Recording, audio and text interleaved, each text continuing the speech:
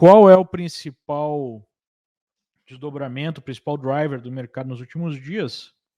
O conflito entre Rússia e Ucrânia. Talvez, esse seja o que está em destaque, mas o que efetivamente está movimentando o mercado não é exatamente esse conflito, mas sim os problemas inerentes que foram criados pela forma que o mundo enfrentou a pandemia. Qual o problema? O problema da explosão no endividamento, um endividamento que já vinha bastante alto, uma injeção sem precedentes de recursos, seja através de compras de títulos no mercado por parte dos bancos centrais, seja através de uma expansão fiscal, através de auxílios emergenciais. Tais intervenções geraram uma dupla inflação.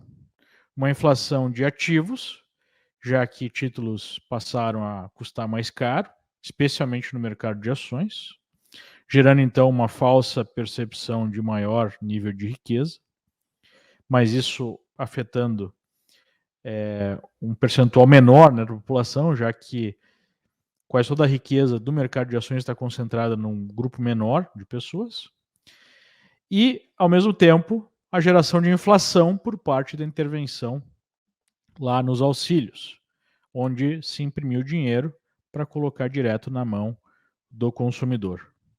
Essa onda inflacionária agora ameaça a manutenção de um processo de expansão econômica, já que a inflação ela chega a níveis insuportáveis nos países envolvidos e também, mais ainda, nos países em desenvolvimento, ainda mais países como o Brasil, que tem um nível de endividamento não tão alto assim, mas um perfil da dívida que é muito mais difícil de administrar e um orçamento muito mais engessado.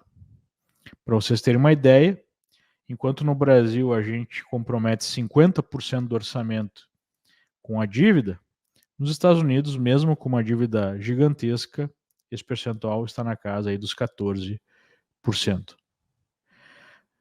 O que ocorre no momento é a expectativa no mercado de desaceleração da economia por conta do aumento da taxa de juros. E no mercado de ações nós já temos esse movimento sendo descontado nos preços. O que a situação na Ucrânia produz é uma percepção ainda mais forte de um refluxo no processo de globalização.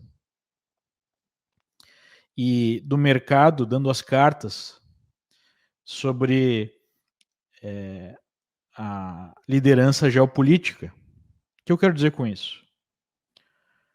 Nós tivemos, nos últimos anos, pelo menos até a pandemia, o mundo crescendo em torno de um aumento da eficiência e diminuição de custos por conta da globalização, especialmente por conta de China produzindo de forma mais barata, comprando commodities e a economia crescendo a reboque dessa expansão chinesa que foi a mais significativa na história do mundo. Basicamente, 500, 600 milhões de chineses foram retirados da pobreza, ao custo de diminuição de renda na classe média de países envolvidos, especialmente nos Estados Unidos. Essa situação ela está sendo revertida por um monte de motivos, Mas na China, se vamos falar de China um pouquinho, nós temos agora um líder autoritário que dá menos importância para o mercado, já que está numa posição de vantagem. Em outras palavras, o Ocidente investiu na China acreditando que em algum momento a China seria absorvida na comunidade internacional, não estou falando aqui economicamente, mas politicamente, assumiria um formato de uma democracia ocidental, ou pelo menos uma ditadura não tão dura. E o que aconteceu a partir do crescimento da China, chegando a um patamar um pouco maior do que o Brasil em termos de riqueza individual, mas muito maior pelo tamanho, né, do país, pelo tamanho da população, e também muito maior em termos de poderio militar, representação na economia global, né, em termos de transações, nós tivemos a China adotando aí uma volta a uma postura política mais dura e até dando várias sapatadas no mercado, intervindo sistematicamente no mercado. Ao mesmo tempo, nós tivemos nos Estados Unidos essa insatisfação, né, popular gerada pelo empobrecimento da classe média, que desembocou aí um dos motivos, né, que levaram à eleição de Donald Trump, que foi o primeiro presidente americano a perceber a ameaça chinesa e adotar um tom mais belicoso em relação à China. Na Europa, nós tivemos a Brexit. Alguns sinais de que a globalização chegou no seu ápice e começa a desinflar. O que essa desinflada da globalização significa? Significa preços mais altos, significa menos eficiência econômica no momento que mais se precisa eficiência econômica e mais se precisa crescimento para fazer frente a este nível de endividamento jamais visto.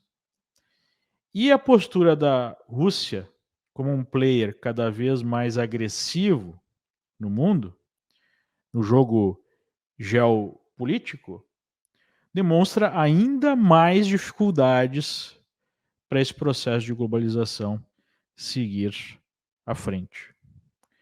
Então, no final das contas, eu não acredito que nós veremos a Rússia travando uma guerra de grandes proporções contra a Ucrânia.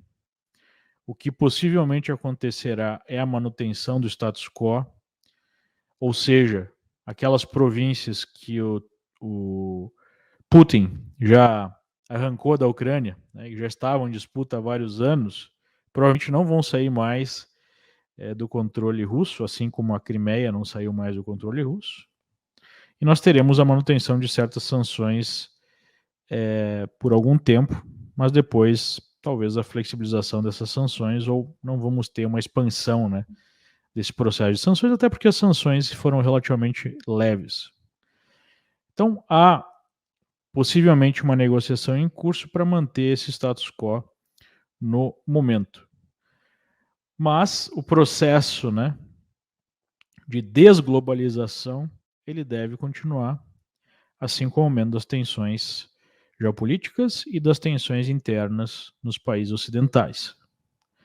Não por acaso, nós tivemos no Canadá mais um exemplo dessas tensões internas se apresentando, onde uma democracia ocidental supostamente consolidada chegou ao ponto de declarar uma espécie de lei marcial para fazer frente a um protesto que buscava, né, a retirada das medidas que foram tomadas ao longo da pandemia.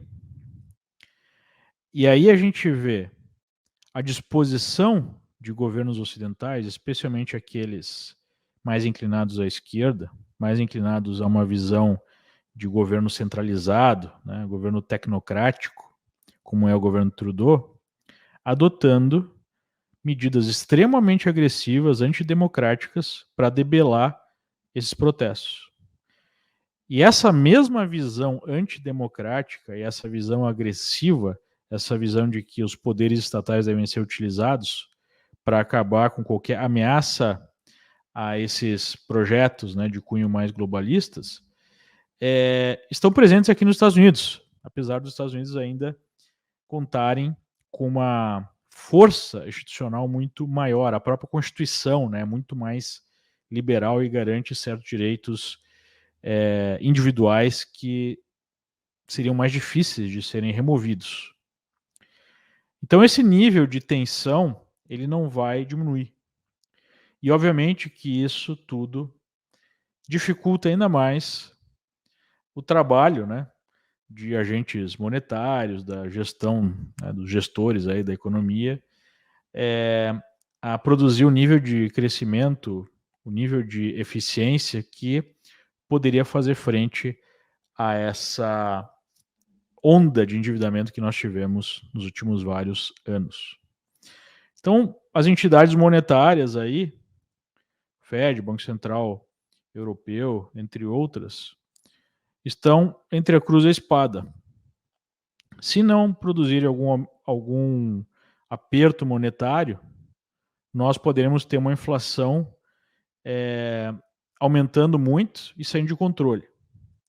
Se eles produzirem o ajuste que seria necessário para debelar a inflação, nós teríamos um nível de recessão maior e talvez o estouro, né, dessa bolha de dívida, porque as dívidas são basicamente impagáveis. O que eu quero dizer com tudo isso é que o quadro geral é muito mais importante do que o conflito Ucrânia-Rússia, que parece ser um conflito Ocidente-Rússia, né? Ou de maneira até mais ampla, Ocidente-Rússia/China, porque é impensável, né, algum tipo de expansão desse conflito militar, porque nós estamos falando de potências nucleares. O que efetivamente vai continuar produzindo uma pressão muito grande nos mercados é essa expectativa de desaceleração econômica por essas circunstâncias que eu coloquei.